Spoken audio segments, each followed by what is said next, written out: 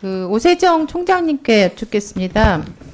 그 연구윤리 위반에 대한 징계 시효가 늘어났죠. 10년으로. 예, 그렇습니다. 네. 네, 이게 이제 늘어난 거는 그 윤리 위반을 발견하기까지 꽤 사실상 대부분 오래 걸리는 그런 현실적 조건도 있고, 그 다음에 연구윤리라고 하는 것 자체가 사회적인 어떤 그 파장 이런 게 되게 크기 때문에 특히 대학 같은 경우는 존재 이유가 교육과 연구인데, 그죠? 대학의 어떤 정체성에 대한 심대한 훼손 이런 것 때문에 이제 10년으로 징계 시효가 늘어났습니다.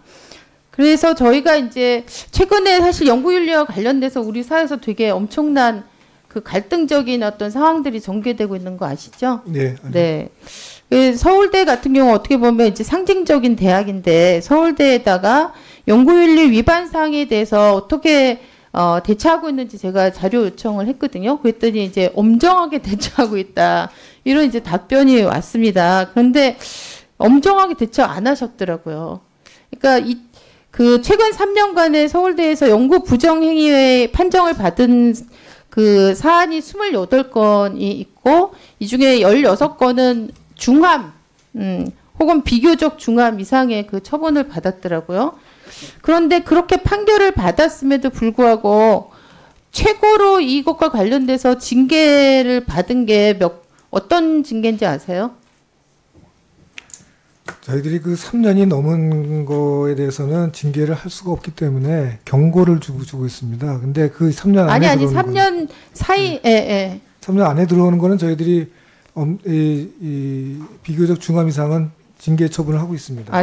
최고 징계가요, 감봉 2개월이었습니다. 최고로 이 연구 부정과 관련해서 저는 서울대가 가지는 상징성이 있기 때문에 특히나 이제 연구윤리와 관련돼서 이렇게 사회적으로 에너지가 정말 그 소모되고 있는 이런 상황에서 서울대 모범을 보여야 된다고 생각합니다. 그런데 이런 문제에 대해서 엄격한 어떤 기준을 가지고 엄격하게 처리하는 게 서울대의 역할이 아닌가, 그런 면에서 보면 그 굉장히 아쉬움이 많고, 앞으로 좀 이 서울대 내 자체적으로 연구윤리와 관련돼서 문제가 사안이 발생하면 좀 엄격하게 처리를 해주시길 바라고요. 지난번에 지금 서울대 다시 복귀하신 걸로 알고 있는데, 박순애 교수 서울대에 복귀하셨죠? 네, 그렇습니다. 네, 뭐 박순애 교수와 관련해서 그 장관 취임 전후로 이번에 연구윤리 문제도 또 문제가 됐었잖아요, 그죠? 네, 그렇습니다. 네. 네. 그래서 한국행정학회하고 한국정치학회에서는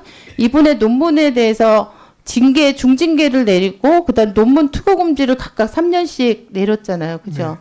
네. 근데 이것과 관련해서 서울대는 아무런 조치가 없더라고요. 이게 과연 맞나? 이런 생각이 듭니다. 특히 이제 문제가 되고 나서는 시효가 많이 지났기 때문이라고 말씀하실 수 있을 것 같긴 한데, 당시에 박순애 교수가 논문을 냈을 때 행정학회에도 서울대 교수님이 계셨고, 그 다음에 정치학회에도 서울대 교수님이 3분이나 계셨었어요. 그러면 이 자체적으로 이런 이제 중징계 조치가, 제가 볼 때는 이건 아주 엄중한 조치인데, 그죠? 교수가 논문 투고 금지를 당했다는 건. 근데 그 당시에 이걸 인지하고 뭔가 조치를 취할 수 있었는데 안 하셨더라고요. 이런 부분에서 어떻게 생각하시나요? 아까 참 말씀하신 것 중 하나만 수정을 하면, 이 비교적 중함 이상에서 감봉밖에 없다고 하셨는데, 사실은 인문대학의 교수 한 분은 해임을 한 일도 있습니다. 근데 그건 그렇고요.